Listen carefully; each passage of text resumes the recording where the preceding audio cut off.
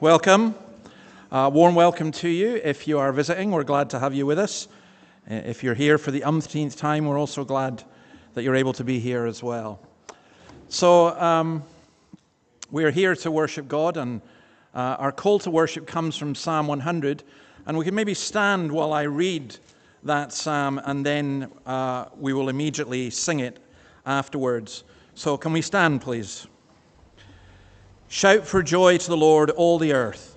Worship the Lord with gladness. Come before him with joyful songs. Know that the Lord is God. It is he who made us, and we are his. We are his people, the sheep of his pasture. Enter his gates with thanksgiving and his courts with praise. Give thanks to him and praise his name. For the Lord is good, and his love endures forever. His faithfulness continues through all generations. Let's sing that psalm to God's praise.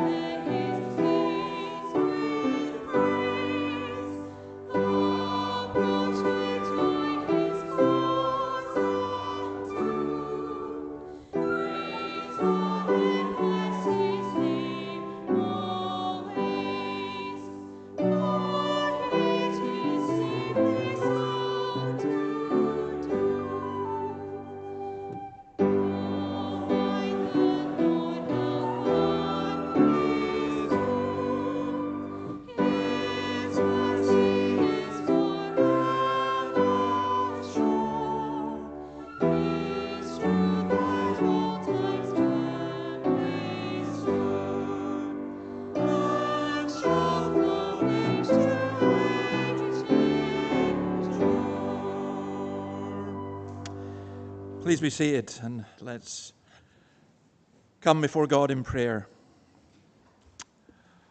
O Lord our God, we give you thanks that we are able to come and worship you. We come with many distractions. We come with many thoughts on our minds, feelings in our hearts, many fears, maybe even anger, maybe bitterness, maybe cynicism. Maybe some of us are tired.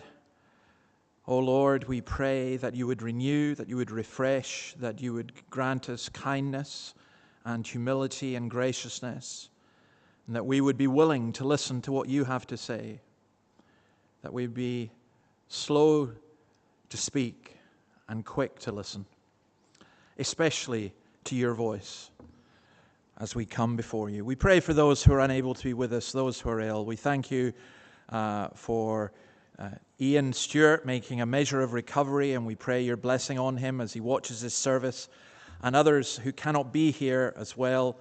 We pray that you would do the same for them. And we ask our God that many more people, Lord, we live in this city with such great beauty in and around, and so many good material things, and yet also so much emptiness and loneliness. And we pray, our God, that people would come to see that you are the friend who sticks closer than a brother, and you are the one who fills and gives life eternal. So we come before you and we confess our sins. We'll see the words up on the screen there. Let's say these words together. Merciful God, we confess that we have sinned against you in thought, word, and deed, by what we have done and by what we have left undone. We have not loved you with our whole heart and mind and strength. We have not loved our neighbors as ourselves. In your mercy, forgive what we have been, help us amend what we are, and direct what we shall be, so that we may delight in your will and walk in your ways, to the glory of your holy name, through Christ our Lord. Amen. And receive this assurance of pardon. May God, who said, "Let light shine out of darkness," make his light shine in our hearts to give us the light of the knowledge of the glory of God in the face of Jesus Christ, who has saved us from all our sin. Amen. Our Old Testament reading comes from Genesis 46, and Terry is going to read that. Genesis 46, we're reading through the story of Joseph, and we're going to read verses 1 to 27.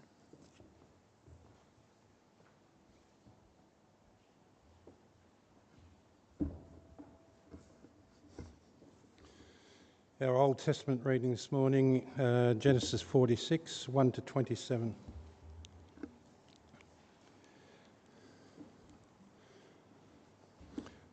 So Israel set out with all that was his, and when he reached Beersheba, he offered sacrifices to the God of his father Isaac. And God spoke to Israel in a vision at night and said, "Jacob, Jacob." "Here I am," he replied. "I am God, the God of your father," he said. "Do not be afraid to go down to Egypt, for I will make you into a great nation there. I will go down to Egypt with you, and I will surely bring you back again. And Joseph's own hand will close your eyes." Then Jacob left Beersheba, and Israel's sons took his father Jacob and their children and their wives in the carts that Pharaoh had sent to transport him. So Jacob and all his offspring went to Egypt, taking with them their livestock and their possessions they had acquired in Canaan. Jacob brought with him to Egypt his sons and grandsons, and his daughters and granddaughters, all his offspring. These are the names of the sons of Israel, Jacob and his descendants, who went to Egypt. Reuben, the firstborn of Jacob. The sons of Reuben, Hanok, Palu, Hezron, and Carmi. The sons of Simeon, Jemuel, Jamin, Ohad, Jachin, Zohar, and Shaul, the son of a Canaanite woman. The sons of Levi, Gershon, Kohath, and Merari. The sons of Judah, Onan, Shelah, Perez, and Zerah. But and Onan had died in the land of Canaan. The sons of Perez, Hezron and Hamul. The sons of Issachar, Tola, Pua, Jashub, and Shimron. The sons of Zebulun, Sered, Elon, and Jaleel. These were the sons Leah bore to Jacob in Paddan Aram, besides his daughter Dinah. These sons and daughters of his were 33 in all. The sons of Gad, Zephon, Haggai, Shunai, Esbon, Eri, Arodi, and Areli. The sons of Asher, Imnah, Ishvi, and Beriah. Their sister was Sarah. The sons of Beriah, Heber, and Malchiel. These were the children born to Jacob by Zilpah, whom Laban had given to his daughter Leah, 16 in all. The sons of Jacob's wife Rachel, Joseph and Benjamin. In Egypt, Manasseh and Ephraim were born to Joseph by Asenath, daughter of Potiphar, priest of On. The sons of Benjamin, Bela, Becher, Ashbel, Jerah, Naaman, Ehi, Rosh, Muppim, Huppim, and Ard. These were the sons of Rachel who were born to Jacob, 14 in all. The son of Dan, Hushim. The sons of Naphtali, Jazeel, Gunai, Jezer, and Shillem. These were the sons born to Jacob by Bilhah, whom Laban had given to his daughter Rachel, 7 in all. And all those who went to Egypt with Jacob, those who were his direct descendants, not counting his sons' wives, numbered 66 persons. With the 2 sons who had been born to Joseph in Egypt and members of Jacob's family, which went to Egypt, were 70 in all. This is the word of the Lord.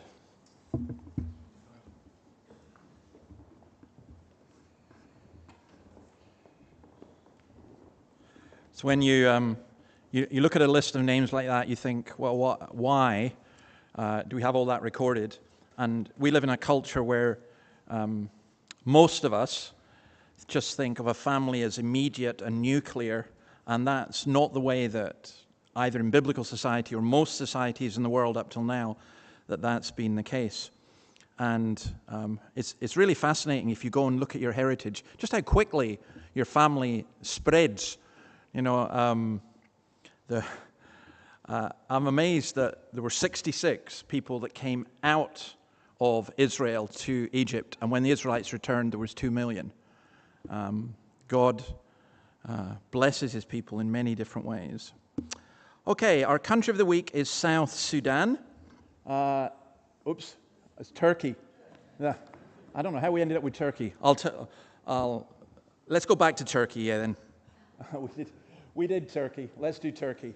Our country of the week is Turkey. 86 million people, 783,562 square kilometers.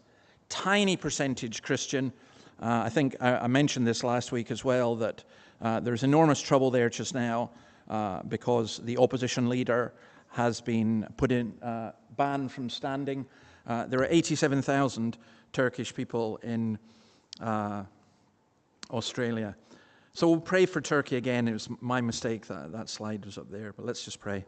Lord, we ask your blessing upon the nation of Turkey. We pray for the Turkish people. We think of how we read of your church in Turkey, in Ephesus, in Smyrna, and other places. And we ask, O Lord our God, that you would renew your church in that land. We pray for the Turkish people who are here in this city, in this state, in this country. And we ask, O Lord, that you would enable your people to reach out to them and to share with them the good news of Christ. We pray for any who are Christians, that they would be established in good fellowships where they may be welcomed and encouraged. We ask this in your name. Amen. Okay, who have we got? Noah, are you there? Is your sister? Esther, come on. Come on down, guys.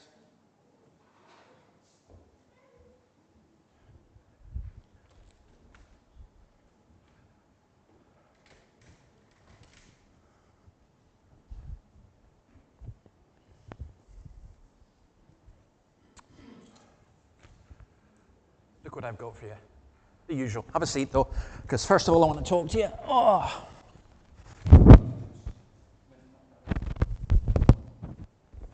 So when are you on school holidays? Are you doing anything special?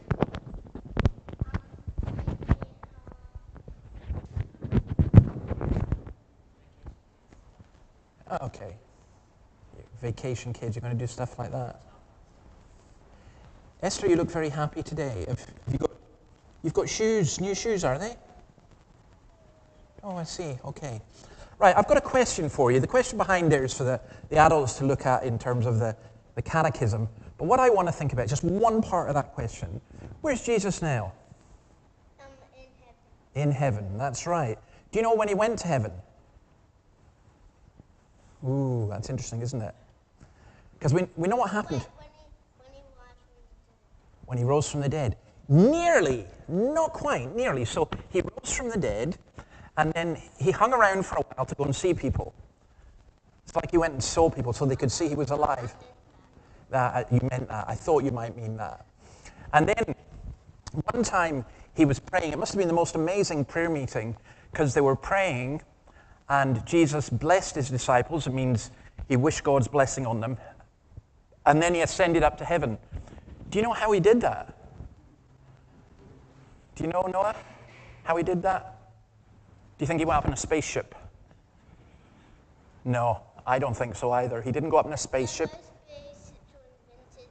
Yeah, spaceships weren't invented then. That's true. They weren't. And so what happened was, it's funny, you know, because when we did invent spaceships, there was a Russian astronaut, they called him, who went up in a spaceship. And he went up and he said, oh, I'm up here now and I can't see God. Which is a very silly thing to say. But there was another astronaut who went up and he landed on the moon. And he quoted the Bible. The heavens declare the glory of God. Because he could see what we mean is he went to be with God in heaven. We don't know where or anything like that. But we know he's going to come back. And he's going to come back this time not as a little baby. He's going to come back as a king. And so, if he's up in heaven, how do we communicate with him? How do we talk to him? By praying, exactly. And he sent his Spirit so that it's like he's here with us because he is by his Spirit. And that's really important. And the question behind saying he comes like a prophet, which is like he tells us God's word. He comes like a priest because he prays for us.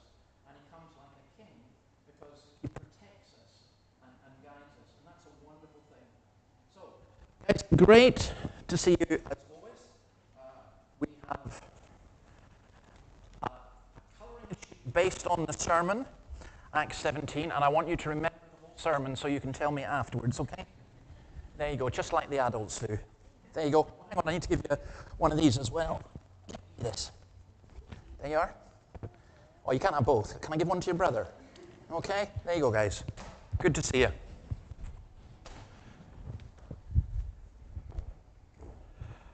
Okay, now we're going to read Luke chapter 18, verse 1 to 8. I think Annabelle's going to read that. The reading is from the Gospel of Luke, chapter 18, and it can be found on page 1016 of the Church Bibles. Then Jesus told his disciples a parable to show them that they should always pray and not give up. I don't know, I think I've done something here. Can you still hear me? It's fine. He said, in a certain town there was a judge who neither feared God nor cared what people thought. And there was a widow in that town who kept coming to him with a plea, grant me justice against my adversary. For some time he refused. But finally he said to himself, even though I don't fear God or care what people think, yet because the widow keeps bothering me, I will see that she gets justice so that she won't eventually come and attack me. And the Lord said, listen to what the unjust judge says. And will not God bring about justice for his chosen ones who cry out to him day and night? Will he keep putting them off? I tell you, he will see that they get justice, and quickly. However, when the Son of Man comes, will he find faith on the earth? This is the word of the Lord. Thanks be to God.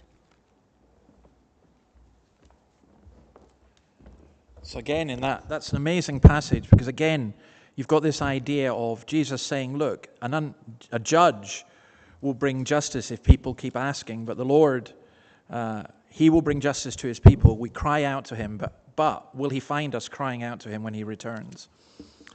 Okay, before we turn to God's word, we're going to sing from it. What a beautiful name. We'll stand and sing this to God's praise.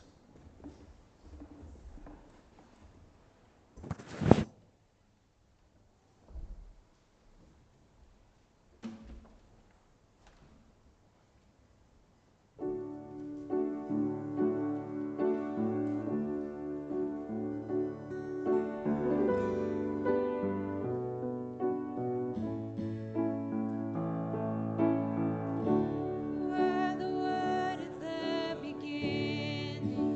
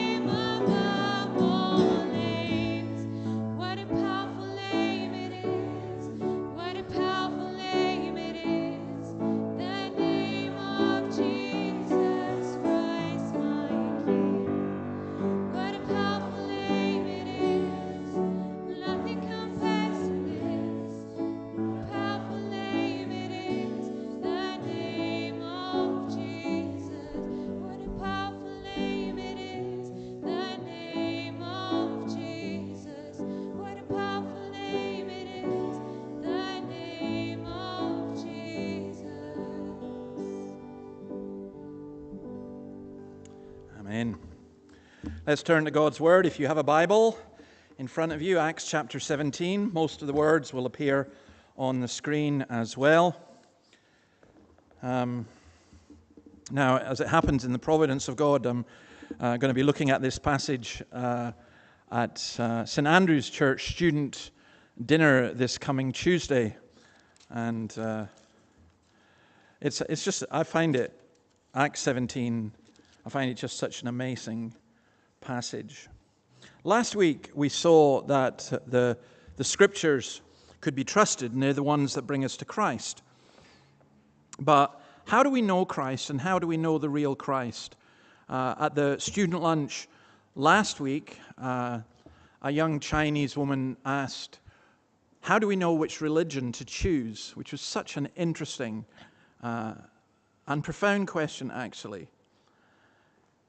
And I think that the message that is here in Acts 17 is something that is essential for the whole of this area, this city, this region. Derek Thomas says this: how do we react to living in a city that's dominated by non-Christian ideology and religion, aesthetically beautiful, culturally sophisticated, but morally decadent and spiritually dead? Now, I guess if you're from Sydney, you may consider Newcastle not to be culturally sophisticated, but I think it is, actually. And I think it is beautiful in many ways. But I also think there is a moral decadence and a spiritual deadness. There's so many good things about life here.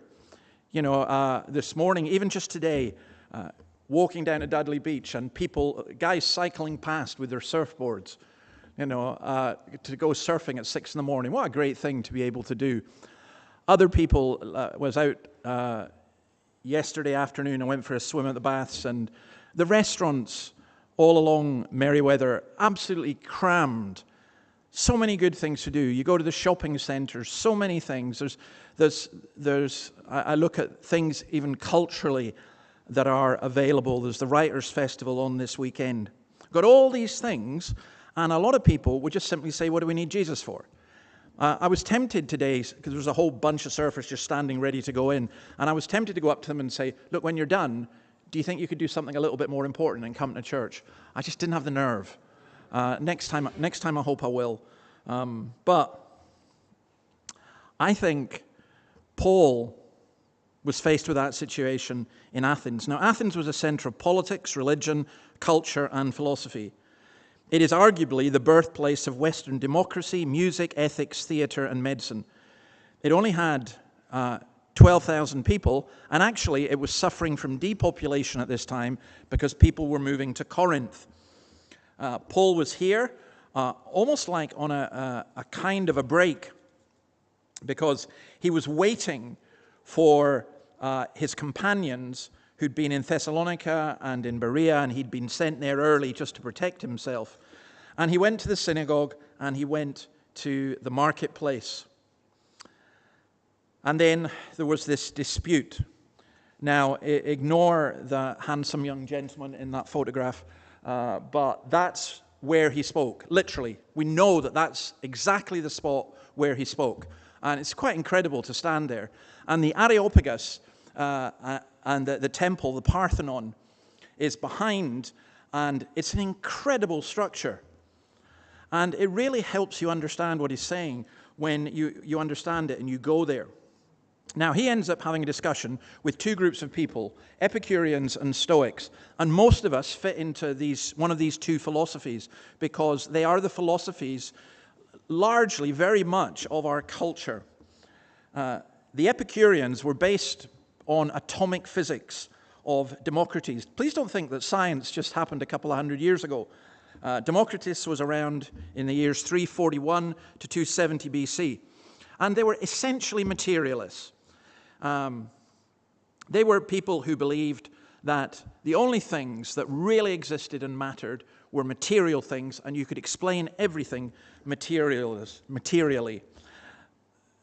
Epicureans are Sydney materialists who live for their house and their boat and their foreign tours and their wines and just what you can purchase. The Stoics, on the other hand, came from a leader called Zeno. I think that's such a cool name, 340 to 265.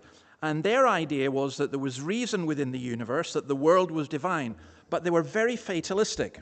So if you know the phrase, que sera, sera, whatever will be, will be. We used to sing that as Scottish football fans because we knew, que sera, sera, whatever will be, we're probably going to get thumped, but never mind, it's all in the hands of the gods. But that's the attitude and the philosophy that they had. And Stoics tended to be defenders of tradition. And Paul comes and he reasoned with them in the synagogue with both Jews and God-fearing Greeks as well as in the marketplace. And there's a group of Epicurean and Stoic philosophers began to debate with him. Now, just some things to note before I need to warn you, I've got 10 points. This is still the introduction, but you will get home before midday. But just to let you know that there's just some things to grasp here. Firstly, notice that Paul doesn't say the Bible says. Well, why? Why didn't he say that? Because they didn't accept the Bible. He gave them chapter and verse. It wouldn't make any difference to them. He just said what the Bible says. Now, I'm not going to be able to have a look at everything he says. I said I've got 10 points. The first 2 will take up nearly all the time, but I'll mention the others. But I do think they're worth looking at. I almost toyed with the idea of doing a sermon on each of these points, but I decided to leave it because I want us to finish Acts at some point. Another thing about this sermon, there are some people who comment on this who think his sermon wasn't a very good one. It doesn't fit their idea of what a good sermon should be. It doesn't mention the cross, and it doesn't say much about Jesus. The only thing we can say is we don't have an account here of the whole conversation and discussion. You could read this in 2 minutes. Paul was almost certainly there for hours. And we know in verse 18 that he was preaching the good news about Jesus and the resurrection. So, you know, it's a fascinating thing. There are people who look at this and say, well, Paul didn't get many converts in Athens, and that's because he just basically got this sermon wrong, and it's not how you should preach a sermon today. I tend to go the opposite way. I could look at this for weeks on end. I think it's incredibly amazing and incredibly deep stuff. Notice they also accuse Paul of being a babbler. What's this babbler trying to say? And they use a word which says seed picker. And what they're saying is he's a plagiarizer. And what do they mean by a plagiarizer? They mean somebody who's just picking up bits here and there. In effect, they're saying, here's Paul, and he's gone on Google, and he's just making this stuff up. Well, they then make an extremely serious charge against him, that he's advocating foreign gods. Now, you'll have heard of a man called Socrates.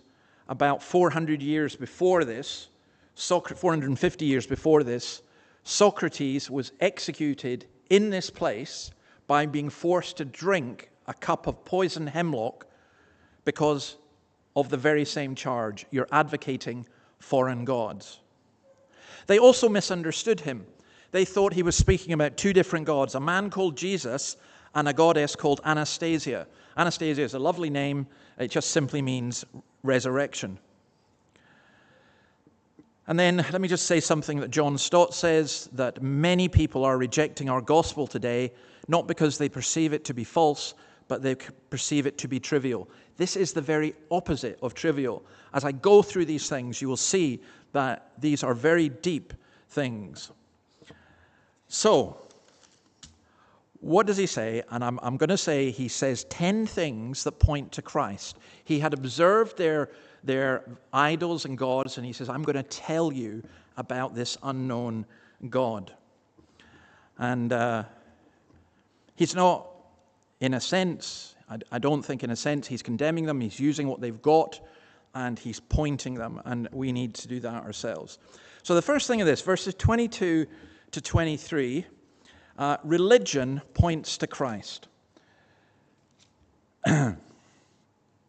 Paul then stood up in the middle of the Areopagus and said, people of Athens, I see that in every way you are very religious. For as I walked around and looked carefully at your objects of worship, I even found an altar with this inscription, to an unknown God. so you are ignorant of the very thing you worship, and this is what I'm going to proclaim to you. Now, we have the great privilege of hosting in our halls a wonderful organization, AA. I really do think it's a marvelous organization. And the people I've met in it is just incredible, and they do an incredible work. And I actually think they have a lot to teach us as a church as well. I've been reading some of their material and some of their stuff, and I'm absolutely certain it was an organization founded by Christians, but because they wanted other people to be able to join, they talked about you have faith in the power or God as you conceive him. And in one sense, that's perfectly understandable, and in another sense, it's not enough, and I'll tell you why. Because God as he is might be different from God as we conceive him to be. In other words, we don't just conceive who God is. Now, Paul is dealing in a culture where people believed in God. In fact, they believed in many gods, and he's saying, you worship a God you don't know. And it's a kind of jibe, almost. You know, you worship something you don't know. But he said, I am going to tell you about this God you do not know. Now, here's a really important thing. There is a sense of religion in human society and the human heart. That, by the way, is why AA works so well, because it's appealing to something that's already there. It doesn't have to be instilled in people. And that sense of religion in human society and in the human heart it is so difficult for you to get away from that. Now, you'll note that Paul does not begin to attempt to prove the existence of God. That's impossible. You cannot prove the existence of God to people who think they are in a position to judge that. What he does is he just begins with God and he proclaims God. He says, we tell you about Christ. I remember a lady coming into church, never been in church before, and she walked out, and the words she said to me were probably some of the most encouraging I've ever heard. I was talking about Jesus, and she said, that's what I've been looking for all my life. That's what I'm looking for. Why? Here's a question. Why has there never been a non-religious human society, and when we attempt to do it, it's always been a disaster? I think C.S. Lewis's answer, which I've cited often, is the correct one. We have an appetite for food because there's food. We have an appetite for sex because there's sex. We have an appetite for God because there is God. There is a sense of God that is there. And here's the thing. Atheism is not a revelation of the truth. I used to be on the Richard Dawkins website quite a lot for my sins. I'm off it now, I've repented, but I used to be on it quite a lot and stir things up. And believe it or not, this atheist website had something called Convert's Corner.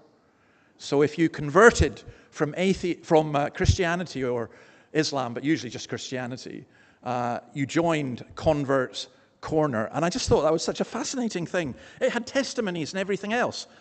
You know, it was like AA, Atheists Anonymous. It was just an amazing thing. Sometimes people would argue, you only believe because your parents brought you up that way. But what about the opposite? You know, what about the fact that there are many people who don't believe in God because that's the way they were brought up? I listened to a podcast not so long ago where a man stated that as a child he instinctively believed in God. It is only when he discovered his parents were atheists that he became a firm materialist. He became an Epicurean, in other words.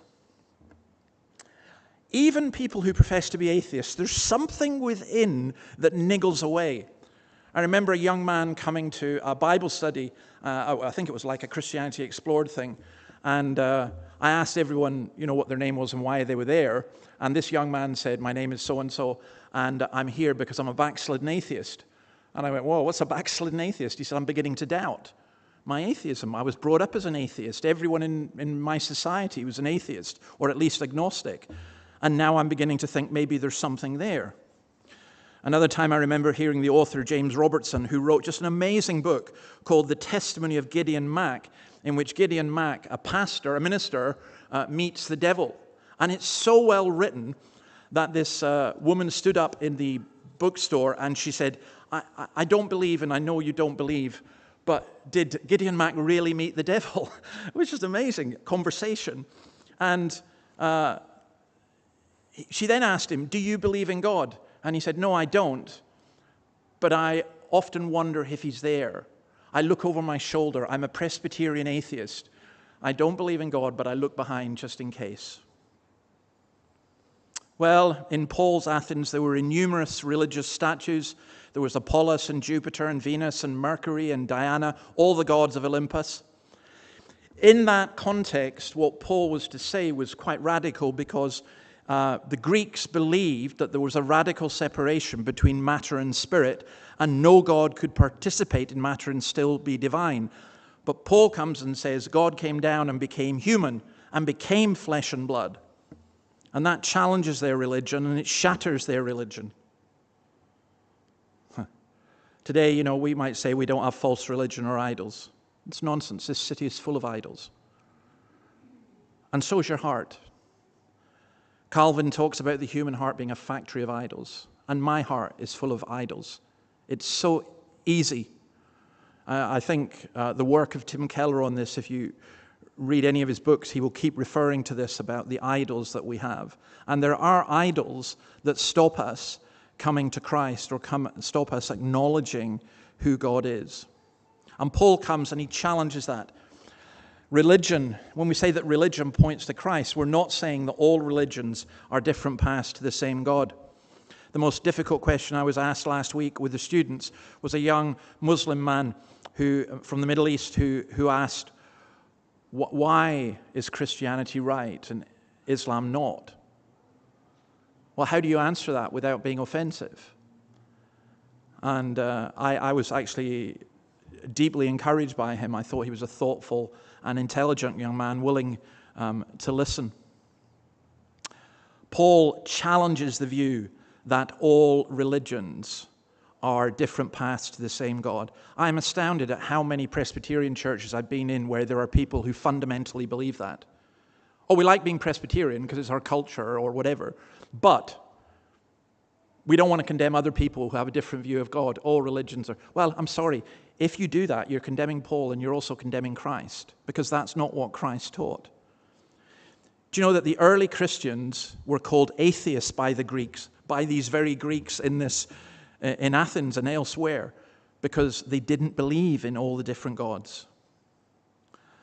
I think the fact that we have a religion points to our need for God, that most religions take us away from the real God, which is why the Bible has far more to say about false religion than it does about atheism.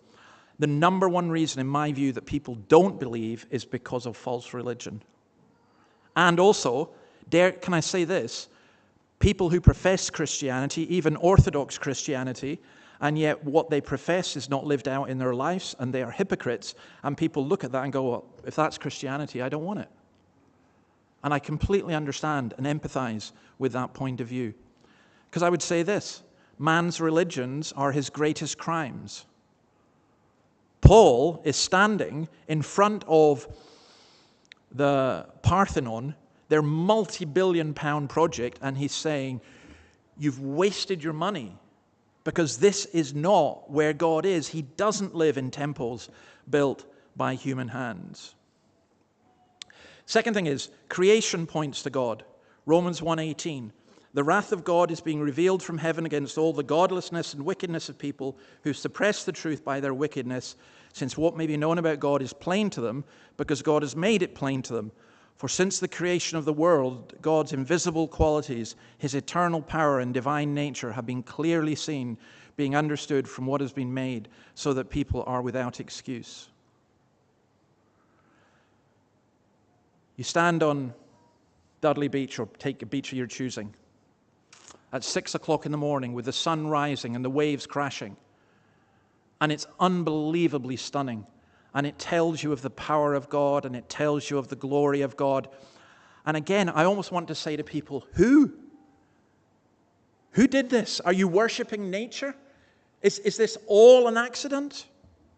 Or is this the greatest work of art conceived and put into being by the greatest artist? Paul says, in effect, you're rejecting the revelation of God. He gives everyone life and breath and everything else. In the French Revolution, which, by the way, if you're ever tempted to say the French Revolution was a pretty good thing, it was a horrendous thing, and we're still seeing the effects of that. In the French Revolution, they stated, "We will pull down your steeples so that you'll not be reminded of your superstition." Xi Jinping in China has boasted that he intends to remove 1,000 steeples a month. You know what the Christians said in the French Revolution? They said, yeah, you can pull down our steeples, but you won't be able to rip the stars out of space. You can't do it. You can't take that away. Creation points to Christ. Okay, that's the 2 points, and you're looking at the clock saying, okay, we could really run out here. No, I'm just going to really list the others. Life points to Christ. If you want to hear more, come along to the student thing on Tuesday. Life points to Christ. Verse 25, he is not served by human hands as if he needed anything. Rather, he himself gives everyone life and breath and everything else. You know, one of the things that makes me believe in God is when I see a dead person. You know, it's so funny. I'm sorry, I keep mentioning this, but, you know, silent witness with all the bodies being cut up and all that kind of stuff. And I've now got to a stage where I'm not so upset by it anymore because I see what it is. It's just the way they see it. It's just flesh. The life has gone. I think, you know, we should treat the human body with dignity even in death. I certainly think we should. But the reality is what makes us human is that we have this life that is breathed into us. There is no way that you can look at this lectern and see it as a material thing and then look at yourself and say, well, I'm not really that much different. I'm just material as well. No, you're not. This is not living. You are living. Why are you living? Because God breathed his breath into you, and one day that breath will be taken away. Now, I feel that so much within myself because there was a point in my life where I found it enormously difficult to breathe. And I had to, you know, be incubated and all that kind of stuff. And I realized then that I'm just a breath. But that breath is the breath of life. And God has given us all life. And life points to Christ. Why are you alive? Because of God. History points to Christ. Point number 4, verse 26. From one man he made all the nations that they should inhabit the whole earth. God is the ruler of history. It's not random.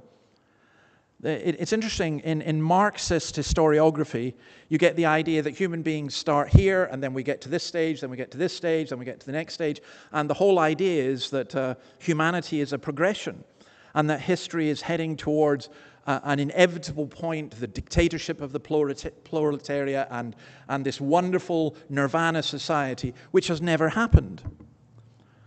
But in one sense, Mark wasn't entirely wrong because history isn't entirely random. It's not a progression, it's a circle. It goes up and down and up and down. But God is the ruler of history. As a historian, I would say I cannot stress how convinced I am of that there is something going on. The arts point to Christ. Verse 28, in him we live and move and have our being. Now, why do I say that in terms of the arts? Paul cites 2 pagan poets, Aratus and Clynthius. Aratus was a poet from his own city, Tarsus. Now, I think that what poets often do, I think what creative people often do, what artists often do, what good songwriters often do, okay?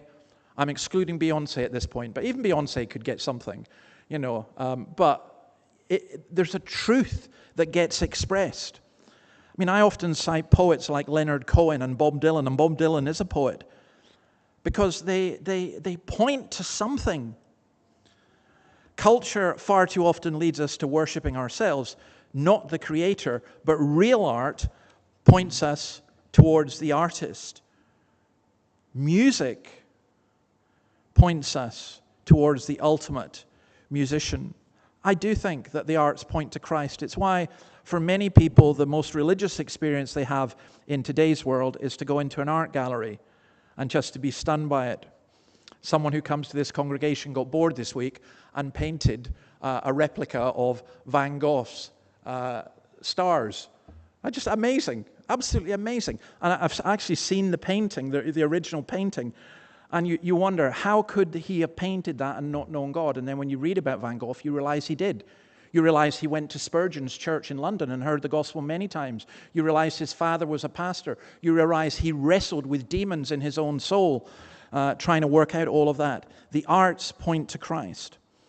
Existential angst points to Christ. What do I mean by that? Verse 27, God did this so that they would seek him and perhaps reach out for him and find him, though he is not far from any one of us. That's what we call the God-shaped hole. When we were going through Ecclesiastes, we came across Ecclesiastes 3:20. God has made everything beautiful in its time. He has also set eternity in the hearts of men, yet they cannot fathom what he has done from beginning to end. What a burden God has laid on men. Do you really think all music is the same? Do you really think if we had, as we do have, a professional violinist who could play really well, we said, well, that's fine, but David, why don't you just do it? It wouldn't make any difference. You'd just be making a noise, and it's a joyful noise to the Lord. No, it would be a painful noise, and it would be embarrassing to the Lord and to all of you. You know, God gives us music, and the music points this idea of beauty and everything else. Human beings point to Christ. We're at number 7, by the way, if you're wondering. Since we are God's offspring, we should not think that the divine being is like gold or silver, an image made by human design and skill. Every human being is made in the image of God. Now, you might be here and you might feel that you are the most vile creature on earth.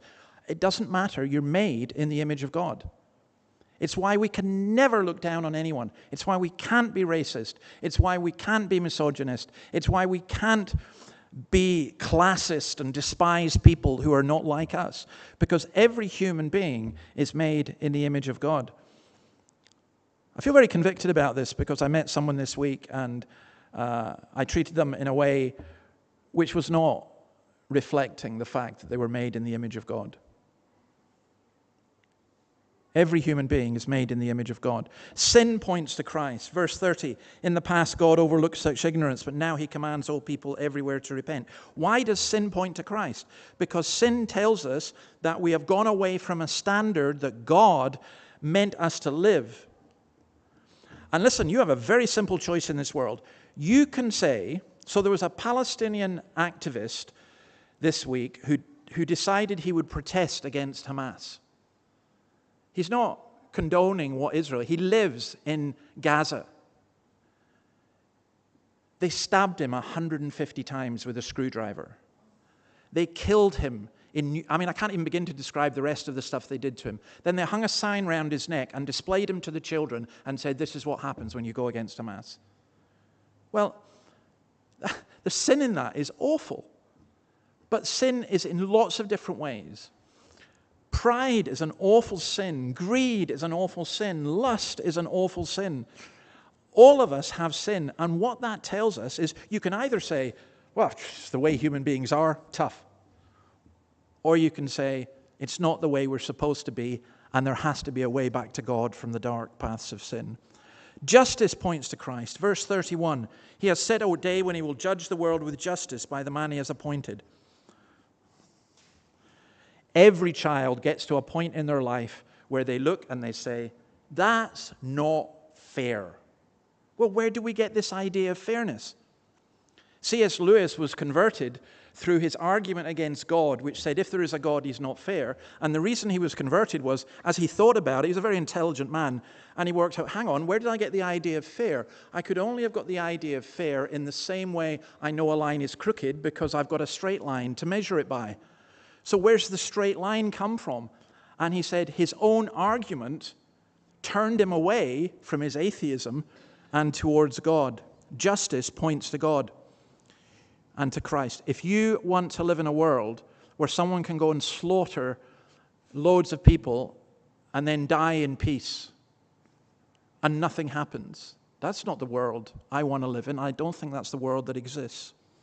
And then the last thing is this: the resurrection points to Christ. The Greek god Apollos said this, or whoever was writing about him: once a man dies and the earth drinks up his blood, there is no resurrection. Paul preaches his sermon, if you like, gives all these arguments, and then at the end he whams them right between the two eyes. He said, God has proved this by raising Jesus from the dead. And immediately, some sneer, others said they want to hear him. Raising someone from the dead. We're going to hear a lot about Easter. You see the sign I put up outside. We said, may you live to dance on your own grave, which for those of you who are much, much older and were into Christian music was a song from the 1970s. I just love the sentiment. The second line was, may you live to boogie all night long, but I didn't put that one up because I thought people wouldn't quite grasp it. But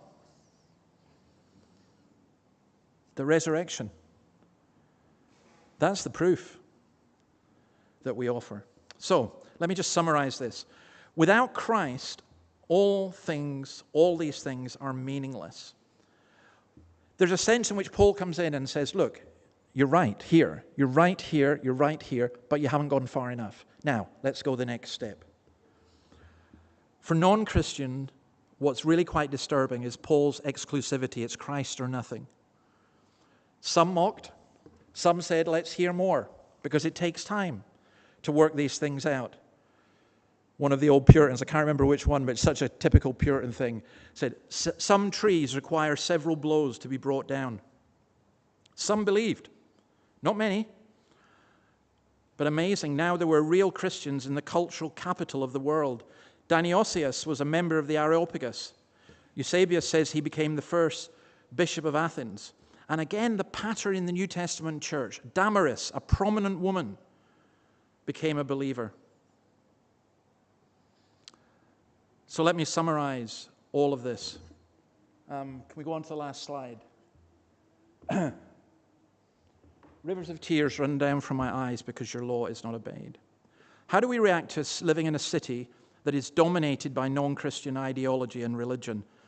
Aesthetically beautiful, culturally sophisticated, but morally decadent and spiritually dead. I think we do not speak as Paul spoke because we do not feel as Paul felt. He saw, he felt, he spoke. That's what it says. He was greatly distressed to see that the city was full of idols. We fear. We want to defend Christianity. But listen, this is a lost city full of lost people. We don't need to defend Christianity. The word that's used in verse 16 is a word, paroxino, and it's the idea of being so moved within him. Now, if you come tonight, you'll see Jesus doing the same thing over death and over the death of Lazarus. In the Old Testament, the Lord was provoked to anger at the golden calf. I think we need to ask what our motives are in seeking to reach the lost. It's not to fill our church. God forbid that would be our motive. Our motive is obedience to God, but our motive also must be compassion.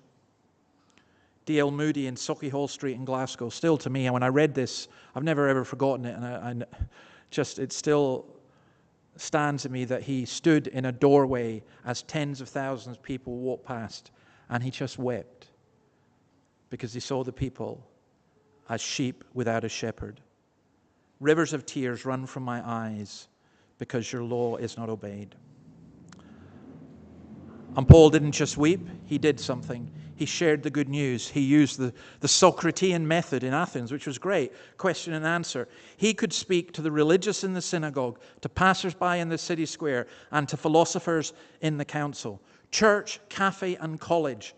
To do that, he himself had to think, be real, be filled with the Spirit, and be compassionate. He didn't answer Athens with a program.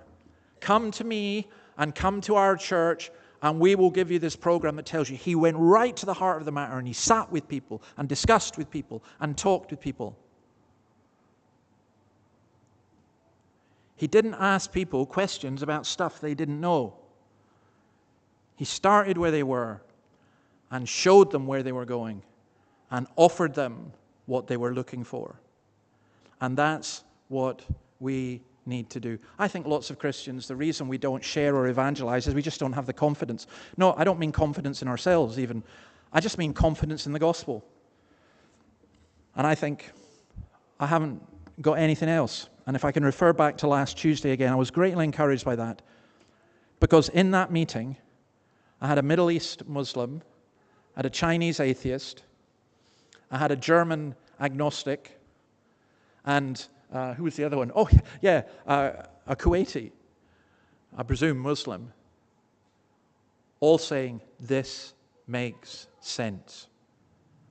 See, the gospel is for absolutely everybody. Every single one of you here, the gospel is for you. And for some of you, please, some internally will mock or will go away and just forget. Please don't do that. Some will say we need to hear more, and some will believe. May it be that you're in the latter category, but at least may you be in the middle one. Try and find out more. May God bless his word to us. Let's respond to that word by singing a song about Christ, Jesus, name above all names. And then once we've sung that, we'll have the pastoral prayer, and then there'll be one more song before we end. But let's stand and sing Jesus, name above all names.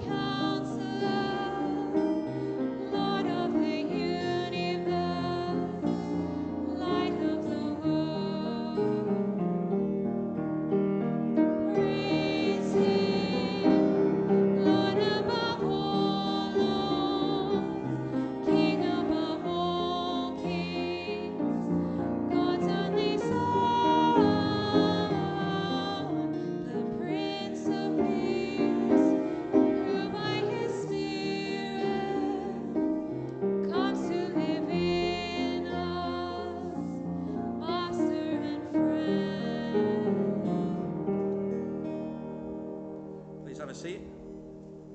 I can't remember who's doing the pastoral prayer. Somebody? Oh, Matt. Good. You're already here.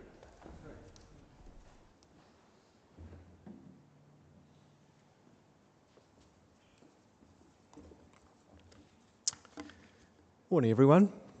Let's bring ourselves before the Lord. Let's pray. Our Father in heaven, we thank you for revealing yourself to us in this way, by sending your Son into this world, the one who shared in our humanity, so that by his death he might destroy the one who holds the power of death, to destroy death and to set us free from that slavery that held us in fear. Father, we thank you for sending Jesus of Nazareth, the life-giving man from heaven, who will raise us up on the last day. He is the resurrection, and he is the life. Father, you have given us the victory through our Lord Jesus Christ. And we remember today, Father, that we shall see him on the last day when he raises us up to eternal life. And so now our lives have meaning. We're building towards something glorious and eternal. We're not rusting away and fading away. Inwardly, we're being rebuilt day by day. Father, we thank you for the good things that we can focus on each day. Help us to keep our eyes on the one who has gone before us, our pioneer, the Son of God, Jesus Christ. And Lord, we want to pray for the things we're doing in our congregation. We think of our congregational meeting next week.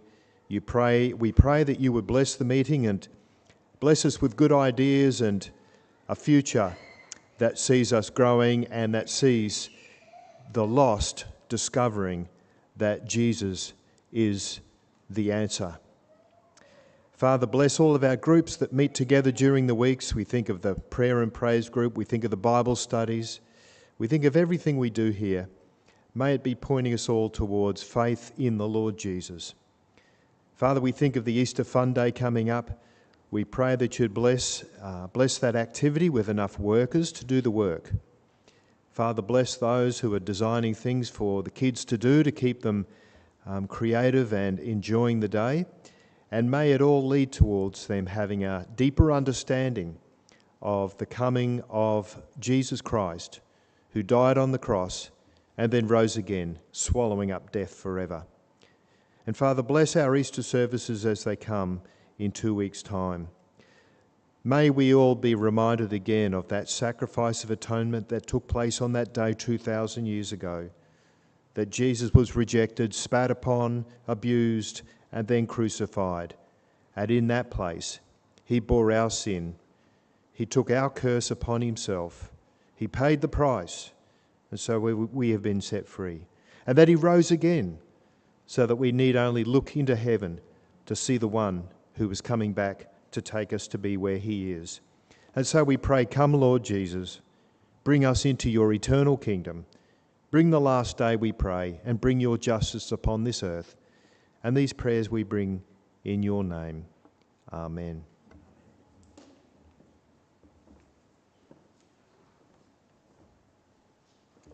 Okay, before we finish, just a couple of notices. The Port Stephens Dolphin Cruise is on the 26th of April, Saturday. You're very welcome to go along to that. Please speak to Kathy. It's not to Kathy, to Jan, if you want to take part in that. And speaking of Kathy, Kathy will speak to you and explain.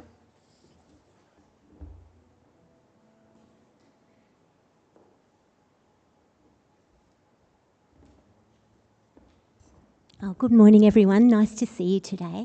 I just wanted to take a few minutes. Matt has just been praying about our Easter Fun Day, which is really great. And as many of you know, that's coming up this Saturday, first Saturday of the school holidays in the afternoon, 2 till 4 p.m. If you come out to morning tea and you feel curious, just come and have a look at this box, which I'll put on the top of the piano, because it's some of the crafts that we're making with the kids on the day. It's a preschool and primary school day, basically, and we're encouraging parents to be there with their kids and enjoy making some things, singing some songs, playing some games, and having an Easter egg hunt. Absolutely all geared to gentle sharing of the gospel with all who come. So I really ask you to pray along with us. Even if you're not able to be there, it would mean a lot to us, if you would pray for this activity. At the same time, if you are free and it's something that touches your heart, we would really appreciate your support and presence on the day, because there's a couple of jobs that I think would help us a lot. I think help with welcoming would be great. I think help with just serving the afternoon tea. Things are already planned in that regard, but some help to make people feel welcome, to chat with parents who might be there, just to help the kids know where to be and what to do. So by all means, if you feel that you can help, come and see me at morning tea or contact me during the week. My details are on the back of the sheet. But we're looking forward to this special day, and we're hoping that we'll have a good number of kids there. I actually want to give a shout out to Jana, who's here with us today singing, because she's coming along to do some face painting, which I think will be super exciting. And we're really thankful to have the support of the wider church with this as well. But much appreciated if you would pray, and by all means come see me if you'd like to know more. Thanks. Thanks, Kathy. Can grandparents bring their grandkids? Yeah, okay. All right. We'll get a couple from the Blue Mountains. This really is a step of faith, because we don't have a whole bunch of children. You know, this is not like a gimme. And so we're stepping out in faith and just doing all this and reaching out. And please do support that. Please do speak to Kathy at morning tea. Easter services on Good Friday. We'll have a 10 o'clock service here. We will have leaflets for this. We'll also have our prayer meeting on the Saturday at 9, and then the Sunday services. Now, Easter is a great opportunity to invite people who don't normally come to church. Culturally, it's actually very appropriate for many, many people. So please take that opportunity. We'll have the leaflets for you for next Sunday. Speaking of prayer meetings, we've got the Wednesday 9:45 a.m. and Sunday 4:15 p.m. There is tea and coffee afterwards. Please go through to the hall. Can I just apologize that I won't be there? I have to go to the Samoan church, and their service started about 10 minutes ago, so I better get there fairly soon. Tonight, we're looking at, I think, the most amazing story in the whole Bible, the story of Lazarus. And again, that's appropriate for Christians and non-Christians. I put out a congregational letter every week. If you'd like to receive it by email, please let me know. If you want a hard copy, then let us know, and we'll see if we can arrange that. The AGM is next week at 11:30 after the morning service and morning tea. And I think those are all the notices. So let's finish by worshiping God. Christ is mine forevermore. Let's stand and sing, and then please remain standing for the benediction.